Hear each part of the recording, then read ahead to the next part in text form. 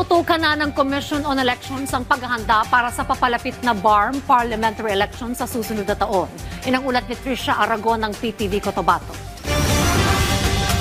Assalamualaikum, mapyay kapipita rekanu. Magandang araw. Narito na ang PTV Balitang Cotabato. Sa patuloy na pag-usbong ng ekonomiya ng Bangsamoro Autonomous Region in Muslim Mindanao, isang panibagong hakbang ang ginawa ng pamahalaang regional matapos aprubahan ang 64 million pesos na halaga ng investments. Patuloy na pinalalakas ng Bangsamoro Autonomous Region in Muslim Mindanao o BARM ang pag-angat ng ekonomiya nito matapos aprubahan ang dalawang bagong pamumuhunan na nagkakahalaga ng 64 million pesos na magbubukas ng 106 na trabaho bago matapos ang susunod na taon. Kabilang sa Greenlit Investment ang 50 million pesos na logistics projects sa Tawi-Tawi na layong palakasin ng Inter-Island Water Passenger Transport. Lusot na rin ang 14 million pesos na Sharia-compliant arrangements project sa Cotabato City na magpapalawak sa micro-takaful products at magpapalakas ng akses ng Islamic financial services. Ang dalawang bagong pamumuhunan ay dagdag sa 5 bilyong total investments na naitala noong October 20, patunay ng lumakas na kumpiyansa ng mga mamumuhunan sa pamamalakad ng BARM na nakabatay sa transparency, stability at accountability. Tiniyak ng Bangsamoro Bureau of Investments ang pagpapatuloy ng pag-attract ng high impact at responsible investment na susuporta sa sustainable development at magbibigay ng mas maraming kabuhayan na nakaayon sa Strategic Investment Priority Plan ng BARM.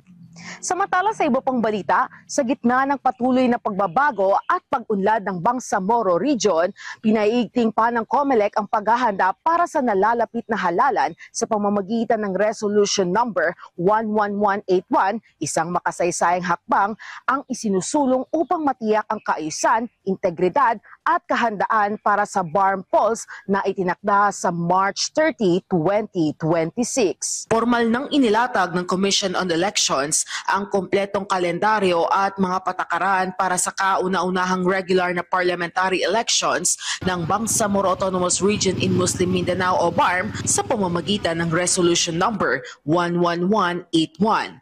Gaganapin ang halalan sa March 30, 2026 alinsunod sa utos ng Korte Suprema na maisagawa ito bago matapos ang Marso.